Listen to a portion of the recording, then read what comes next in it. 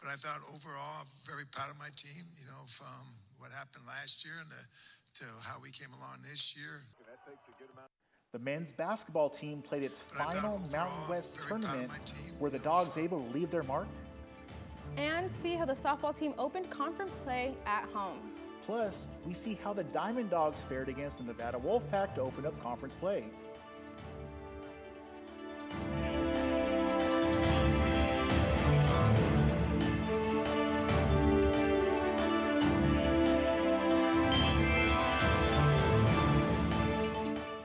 What's up, Bulldogs? Welcome back to the best dang student sportscast in the Central Valley. This is Fresno State Focus on Sports. I'm Jerry Hawker. And I'm Samantha Rangel. We're back with the top highlights in sports. Let's start on the court with Fresno State men's basketball. The offseason is here for the Fresno State's men's basketball team following their loss to the Colorado State Rams in the first round of the Mountain West tournament. Senior guard Jake Heidbreder led the charge for the Bulldogs, knocking down 4 three-pointers on the night. But the Rams' strong performance from beyond the arc proved way too much to overcome in the end. Post-game, Heidbreder reflected on what ended up being his last collegiate game. I think, first of all, I'm so thankful for Coach in Fresno, the city of Fresno, and everybody on our team, coaching staff, everybody.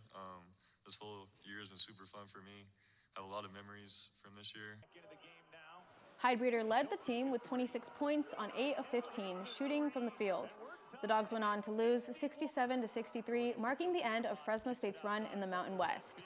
The Bulldogs will make the switch to the Pac-12 this summer. The softball team opened conference play 1-2 against Utah State this past weekend at home. The Dogs broke their 6-game losing streak at home with a 6-2 win on Sunday. The end of the weekend was a wake-up call as the Dogs jumped on top of the scoreboard in the first inning. Smart and strategic offense was their plan to jump on the Aggies, and it resulted in a 6-2 win. On defense, senior pitcher Lauren Karenko kicked off conference play with 8 strikeouts. The Bulldogs travel to Boise State this weekend for a 3-game series starting March 20th. The Diamond Dogs are trying to find an answer after struggling hard against the Nevada Wolfpack over the weekend. Friday's game spelled out the rest of the series for the Bulldogs. They gave up 9 hits and 9 runs while only getting past home plate 4 times. The Dogs never had the lead. The next 2 games would be more of the same. Nevada ended the 3-game series with 52 hits and 33 runs. The Diamond Dogs have a chance to get back in the win column tomorrow against CSU Northridge. The women's water polo team is recovering after winning one and losing one on the road over this weekend. The Dogs took on Azusa Pacific on Saturday for the first game of a Southern California road trip. Freshman Rian Bryant led the Dogs in scoring, finding the net for a career high of 6 goals in a 19-7 victory. Then the Bulldogs faced UCLA in a Sunday afternoon clash. Bryant and senior Haley Andres each scored 2 goals for the Bulldogs. In the end, UCLA won 14-8. Next up, the Bulldogs host a pair of games here at home this weekend.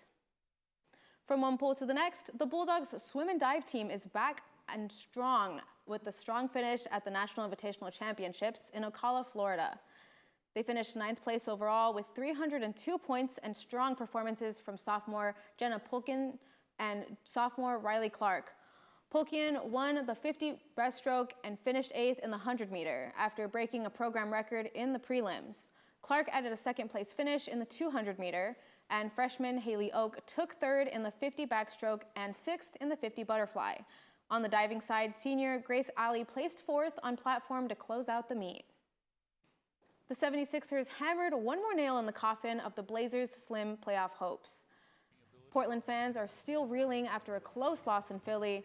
Portland led by 1 at half, but couldn't maintain it, losing 109-103 at the Wells Fargo Center. Over at Madison Square Garden, the Warriors came out firing on all cylinders against the Knicks. Golden State led by 14 at the end of the first quarter, but the Knicks put on their hard hats, went to work, and beat the Dubs 110-107. And the Kings picked up a rare win, taking down Utah Jazz 116-111 at the Golden One Center in Sacramento. College basketball fans are absolutely geeked after the NCAA basketball selection shows yesterday because March Madness is finally back, baby. The number 1 overall seeds in both men's and women's tournaments went to historically prolific basketball programs. Duke earns the number 1 spot in the men's bracket, and UConn takes the honor in the women's bracket.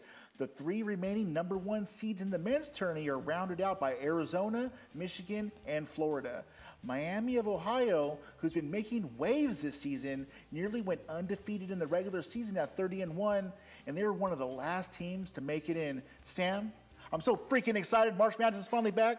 I want to rip off my time gloss and shoot some hoops, but what do you think about these 2 legendary programs in Duke and UConn nabbing those number 1 overall seeds in the tourney? UConn, I'm not surprised about. Duke, I'm also not surprised about, but you know what I've noticed is that since Coach K stepped down 4 years ago, I think they've had little to no hiccups at all, and I think that's really going to show out a lot this season in this bracket, and I think they're going to go really far, if not winning the champs. Yeah, it's pretty amazing that Cooper Flagg and Colin Knippel went to the NBA last season, and Duke didn't even miss a step, being led by Cameron Boozer.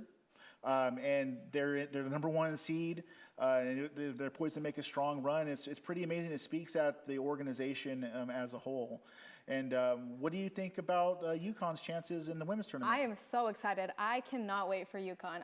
I'm their biggest fan. I absolutely cannot wait. Let's talk about it later. Yeah, they're one of the winningest teams in women's college basketball, and that's pretty amazing. Yeah.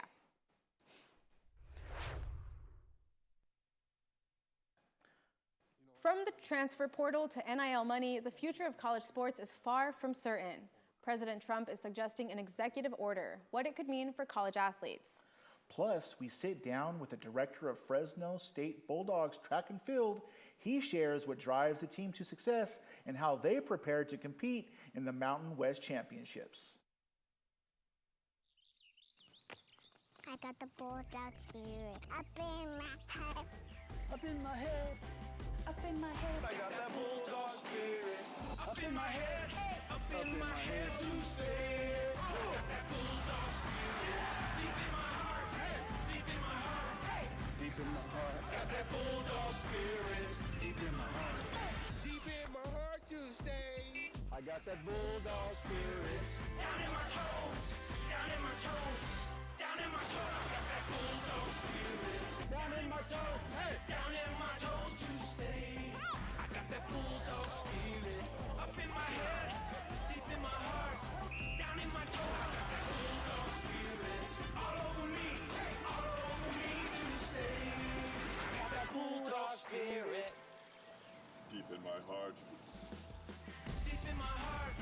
Deep in my heart. I got that bulldog spirit. President Donald Trump is joining the debate over money in college sports. President Trump hosted a White House roundtable on March 6th. NCAA leaders joined in on the conversation as well as conference commissioners, coaches, and lawmakers talk about the effects of impact of name, image, and likeness on NIL deals. Many at the roundtable say the current system is chaotic, and some are advocating for national rules. Because people, instead of making decisions about creating value for their future, they were making decisions about how much money could they make at whichever school they could go to or transfer to. So, Trump said he is considering an executive order and is urging Congress to pass legislation to stabilize college athletics. The conflict in Iran is now impacting the sports world on a global level. Iran skipped the 2026 Winter Paralympics, calling travel to Italy unsafe as tensions in the Middle East continue to rise. And 5 days later, on March 11th, their sports minister confirmed Iran will also miss the 2026 FIFA World Cup. That's not all, though. Other major events are being impacted. The Finalissima soccer match between Argentina and Spain has been canceled. Fans from Qatar will miss the chance to see Lionel Messi on the big stage. And in motorsport, the Grand Prix in Bahrain and Saudi Arabia have also been called off because both countries are dangerously close to missile and drone activity. Fresno State's track and field season is in full swing, and the Bulldogs are preparing for their next invitational event on March 21st. The Bulldogs last competed in the Kim Dreist Invitational on March 7th. Marcos Marquez joins us live in studio, now with the director of track and field. What's up, Marcos? Thanks, Jerry. As the track and field team prepares for the Invitational on March 21st, track and field director Jason Drake is here joining us today. Thank you Thanks for having coming. me. Yeah. So, just real quickly, how would you describe how the season has begun? Any highs and lows of note that you want to talk about? Yeah, sure. Our women do indoor track, so we just finished an indoor track season a couple weeks ago, and we're highlighted by Elizabeth Tarsi in the high jump, won her 4th high jump title for us, indoors and out, and then woman Ella Spalding from Turlock was able to win the multi-event there. So it was kind of our highlights indoors. Now we're rolling into the outdoor track season. We really get going this weekend. We head up to Cal, Berkeley with all of our men's team and a few of our women, and then we open up at home here on the 28th at Buchanan in 2 weeks. Yeah. So you say you guys are headed up to Cal. How are preparations going for both the men's and women's sides? It's going well. It's just, the indoor season. The men don't do indoor, so they're excited, ready to go, and the women, we've taken a few training weeks coming out of the indoor season, just kind of getting healthy and back at it and training, and they'll really heat up next week at home. Nice. Quickly, I just want to shift the conversation to NIL. How do you feel like NIL is evolving, and do you think it's helping the track and field program in any way? Well, there's always the potential there for sure. I mean, part of the NIL is you have to have money to give out, and so some of the big schools, predominantly right now what we're seeing in college athletics is typically going to your higher revenue sports, football and basketball. But it does trickle down some to the other sports, and here at Fresno State, we definitely have the ability to give some of that money. It's just more finding revenue streams to help drive that, for sure. Makes sense. Thank you for your time. That's all the time we have. Back to you guys at the desk. All right, thank you. In main card action at UFC Fight Night 269, Andre Touchy-Fili is still reeling after his razor-thin split decision loss against the upstart featherweight Jose Delgado. In the co-main event, submission ace Jillian Robertson extends her win streak to 5, winning by unanimous decision against the explosive striker Amanda Lemos. The main event featured a pair of featherweight knockout artists locking horns. Longtime division staple Josh Emmett went out on his shield, losing by first-round KO to young phenom Kevin Vallejos. With impressive wins and knockouts in the main events, there's a lot to unpack from these cards. Like, what do we want to talk about first? Like, where do we even start? Let me tell you this. There's 3 guarantees in life, Sam. Death, taxes, and Josh Emmett absolutely sitting down on his punches and firing heat-seeking missiles at his opponents in the octagon. But unfortunately, all that God-given punching power just wasn't enough. Vallejos he's doing great. I mean, that was his first. Wasn't that just a great start for his first good show? It absolutely was. He did something to Josh Emmett that even the former featherweight champion Ilia Topuria can never do to him, and that's starch him in the first round. He's on a 7-fight win streak. How much longer do you think he can hold this streak for? Well, an interesting fact is that early in his career, his one career loss is against top featherweight Jean Silva, who has been making a streak lately. And so his past record really reflects well on him, and he's probably going to be facing that murderer's row at featherweight sooner rather than later. Josh Emmett, all condolences to him. He's 41 years old. It might be almost time for him to hang it up. Talking about Robertson, I think she won by unanimous decision. I think that's incredible. I mean, she was going up against Lemos, but she's a good striker. How do you think that even happened? Yeah, so Jillian Robertson was really able to overcome an athletic disadvantage that she had against Amanda Lemos. Lemos is an explosive striker and also uses wrestling in defense to really defend those takedowns. And so Jillian Robertson's ground control really won the day. Yeah, for sure. The 2026 Winter Paralympics in Milan Cortina have been full of inspiration and excitement with performances from athletes all around the world. A big highlight came in wheelchair curling, where Canada secured gold with a clutch final shot in a thrilling match against China. On the slopes, Austria's Veronika Eigner dominated para-alpine skiing, collecting multiple gold medals, while para-cross country, snowboarding, and sled hockey continue to deliver exciting races. The games wrap up with unforgettable moments and athletes who continue to inspire fans around the world. Looking ahead to the busy weekend for the Bulldogs, Fresno State baseball is set to take on the Utah Tech Trailblazers in a weekend series on the road. Fresno State's softball team will face the Boise State Broncos in a 3-game matchup. Back at home, women's tennis hosts the New Mexico Lobos women's tennis team at the Spalding G. Wathen Tennis Center. And finally, in pool, Fresno State Swim and Dive will compete at the NCAA Swimming and Diving Championships later this week.